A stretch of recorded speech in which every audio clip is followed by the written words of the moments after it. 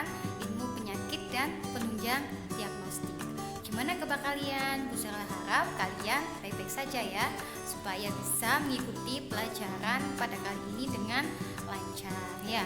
Pada pertemuan sebelumnya kita sudah masuk ke konsep penyakit ya. Penyakit itu apa dan penyebabnya itu bagaimana dan lain sebagainya.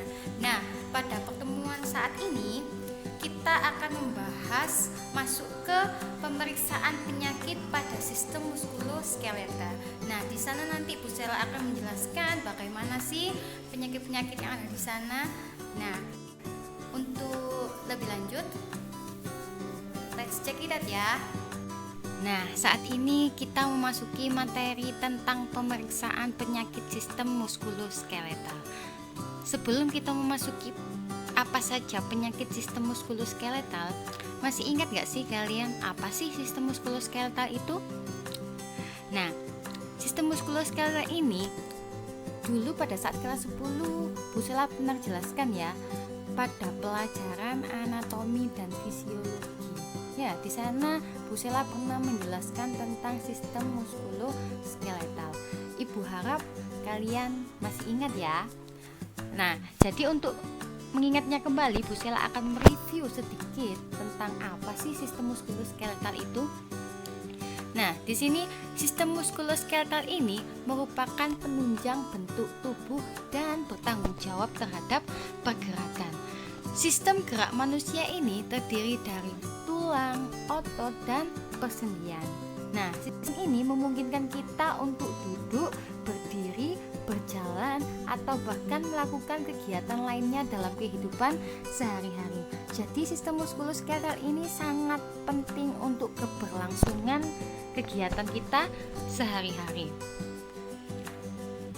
Nah, sistem rangka ini merupakan sistem penyokong organisme atau makhluk hidup ya. Sistem penyokong ini bertindak sebagai bingkai tubuh. Nah, jadi maksudnya apa Bu bingkai tubuh? Ya, yang membentuk manusia seperti saat ini, mempunyai kepala, tangan, kaki, dan lain sebagainya ya. Rangka ini merupakan alat gerak pasif dan ini tidak bisa berdiri sendiri. Nah, fungsi rangka ini ada beberapa bagian. Yang pertama yaitu menegakkan atau menopang berdirinya tubuh. Jadi bayangkan saja apabila manusia tidak mempunyai tulang, maka akan jadi apa? Ya, manusia hanyalah seonggok daging kalau misalnya manusia tidak mempunyai rangka atau tulang ya. Terus yang kedua ini memiliki fungsi untuk memberi bentuk tubuh. Selanjutnya fungsinya adalah untuk melindungi organ-organ tubuh yang penting dan lunak.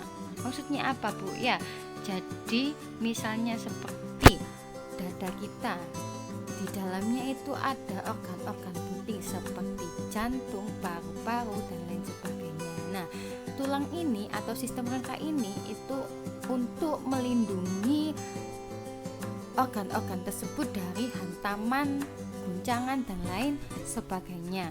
Dan contohnya lagi itu yang paling penting adalah otak kita. Ya, otak kita ini dilindungi oleh yang namanya tulang tengkorak. Yang selanjutnya fungsi rangka yaitu untuk tempat melekatnya otot-otot rangka. Dan yang terakhir fungsinya yaitu untuk tempat pembentukan sel darah merah kita. Yang kedua ada sistem otot ya. Sistem ini terdiri dari otot manusia seluruhnya. Manusia tidak akan dapat melakukan pergerakan tanpa adanya otot. Jadi kalau misalnya manusia hanya ada tulang saja, maka dia tidak akan bisa bergerak karena tulang merupakan alat gerak pasif dan otot ini merupakan alat gerak aktif yang sangat penting bagi manusia. Nah, yang selanjutnya ada sendi. Jadi tadi ada rangka, ada otot. Kalau misalnya tanpa adanya sendi, pasti manusia akan menjadi robot ya. Dan sendi ini merupakan hubungan antar tulang sehingga tulang dapat digerakkan. Nah, sendi ini berperan dalam mempertahankan kelenturan kerangka tubuh kita. Jadi kita bisa jalan, kita bisa menekuk tangan kita, kaki kita bisa geleng-geleng, itu karena memang ada sendi.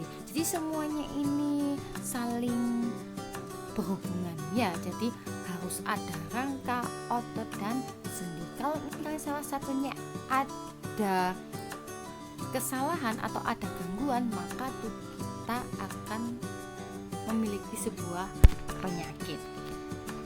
Oke, kita masuk pada penyakit pada rangka ya. Penyakit pada rangka ini salah satunya ada fraktur. Ada yang tahu fraktur itu apa? Nah, Bu Sela akan menjelaskan tentang fraktur. Fraktur di sini itu ada berbagai jenis ya. Yang pertama ada fraktur sederhana. Fraktur itu apa sih ya? Kalau misalnya bahasa awamnya itu patah tulang ya. Jadi kalau misalnya fraktur sederhana berarti patah tulang sederhana. Lah di sini patah tulang ini itu tidak menyebabkan rusaknya jaringan di sekelilingnya, otot dan kulit.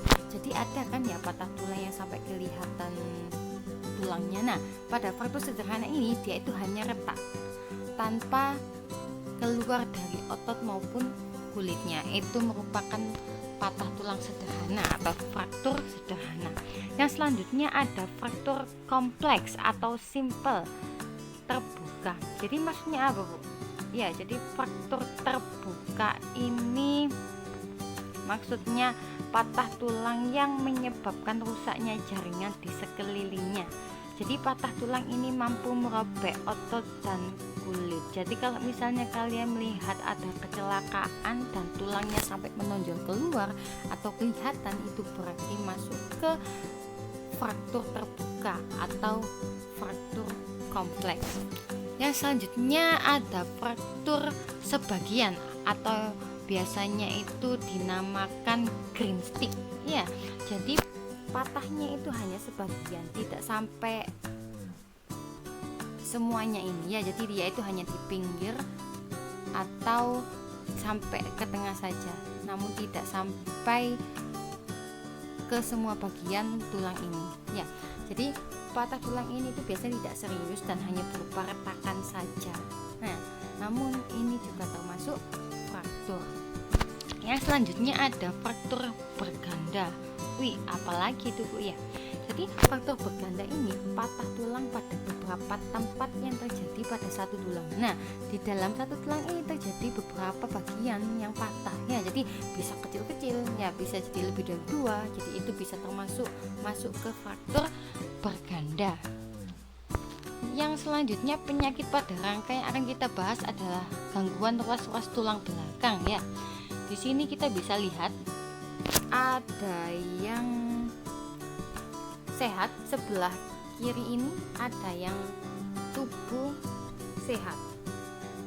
Yang di sebelah nomor 2 ini ada yang mengalami kifosis.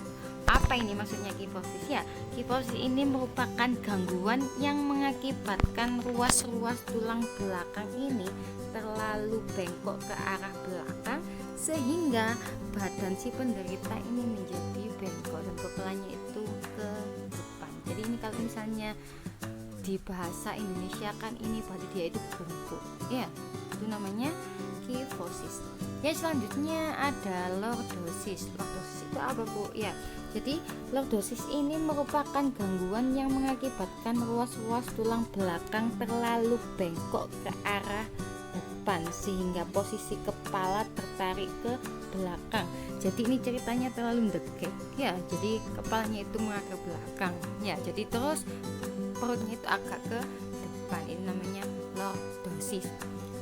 Kalau yang terakhir ini ada skoliosis ya. Skoliosis ini gangguan yang mengakibatkan ruas-ruas tulang belakang ini bengkok ke kanan ataupun ke kiri ya. Jadi ini biasanya karena memang kebiasaan yang salah atau memang sudah dari lahir. Nah, selanjutnya tadi kita bahas tentang penyakit pada rangka. selanjutnya akan kita bahas adalah penyakit pada sendi. Ya, sendi itu tadi apa? Ada yang masih ingat? Ya, sendi itu merupakan hubungan antar tulang yang bisa menggerakkan, yang bisa membuat kita bergerak. Ya, yang pertama itu ada dislokasi. Ya, dislokasi. Apakah kalian pernah mendengarnya? Ya, dislokasi ini biasanya terjadi pada atlet-atlet atau kita juga bisa terkena ya apabila jadi gangguan ini itu menyebabkan sendi bergeser dari kedudukan semula. Dan dislokasi ini terjadi karena tulangnya ini itu keluar dari posisi normal. Jadi ini posisi normalnya seperti ini, dan kalau misalnya dislokasi tulangnya ini itu keluar dari tempat aslinya atau posisi aslinya. Ya, ini itu bisa karena terjadi karena gerakan yang tiba-tiba ataupun jatuh ataupun kecelakaan dan lain sebagainya. Ini juga biasanya terjadi pada anak-anak kalau misalnya kita menarik tangannya terlalu keras. Ya, ini ceritanya itu pada tulang radiusnya itu keluar dari tempat yang seharusnya. Ya, jadi makanya kita tidak boleh memegang tangan anak kecil secara keras. Yang selanjutnya yang akan kita bahas adalah keselio. Nah, nggak asing kan ya dengan kata-kata keselio. Di sini ada yang pernah keselio ya? Jadi keselio ini merupakan gangguan persendian yang terjadi akibat gerakan mendadak yang tidak biasa dilakukan. Ya, jadi gerakan ini dapat menyebabkan ligamen maupun otot tertarik, tetapi tidak menyebabkan bergeser posisi. Ya, jadi kalau tadi tulangnya bergeser itu nanti akan menyebabkan menjadi dislokasi, dan keselio ini gangguannya itu agak ringan daripada dislokasi tadi. Jadi dia itu hanya ketarik saja tanpa adanya pergantian posisi. Ini biasanya terjadi apabila kita tidak pernah olahraga namun tiba-tiba kita olahraga dengan porsi yang berlebihan. Itu biasanya kita akan keselio ya. Nah, keselio ini dibagi menjadi dua, sprint dan strain. Apa itu, Bu? Ya, kalau misalnya sprint, dia ini cedera pada ligamen-ligamennya ini. Ya, jadi ligamen itu apa sih, Bu? Ya, ligamen itu merupakan jaringan sekitar sendi yang menghubungkan tulang, yaitu namanya ligamen. Ya, jadi spring ini berarti gangguannya itu pada ligamennya. Kalau misalnya strain, ya, kalau strain ini cedera pada otot sama tendonnya, bukan pada sendinya. Jadi sama-sama gangguan persendian, namun letaknya saja yang berbeda. Yang selanjutnya kita bahas tentang ankylosis. Ya, ankylosis itu merupakan gangguan persendian yang mengakibatkan tulang tidak dapat digerakkan lagi. Ya, biasanya karena disebabkan oleh penumpukan asam urat. Ya, nah di sini kita bisa lihat sendi ini pada sendi sumsum tulang ya, ini sumsum tulang belakang ya. Jadi di sini itu ada sendi yang menghubungkan antara tulang satu dan tulang yang lainnya. Dan pada ankylosis ini sendinya itu akan mengeras sehingga menjadi seperti tulang. Dan kalau misalnya sudah terjadi seperti ini, pasti tidak akan bisa digerakkan.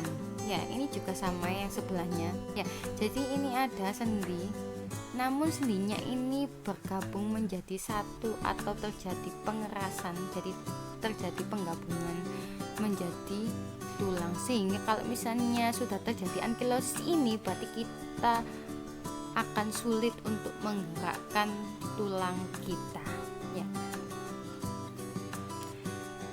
Jadi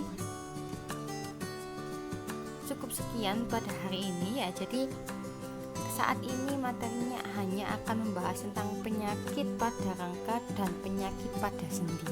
Next time kita akan melanjutkan penyakit yang lainnya, namun tetap pada konteks penyakit pada sistem muskuloskeletal. Nah, itu tadi materi pada hari ini ya. Apabila kalian masih belum paham, kalian boleh melihat video ini lagi. Dan apabila masih belum nyantol juga, kalian bisa tanya di komen video ini dan mungkin bisa langsung menghubungi Bu Sela. Ya, terima kasih untuk hari ini. Apabila Bu Sela ada salah mohon dimaafkan. Assalamualaikum warahmatullahi wabarakatuh. See you next time.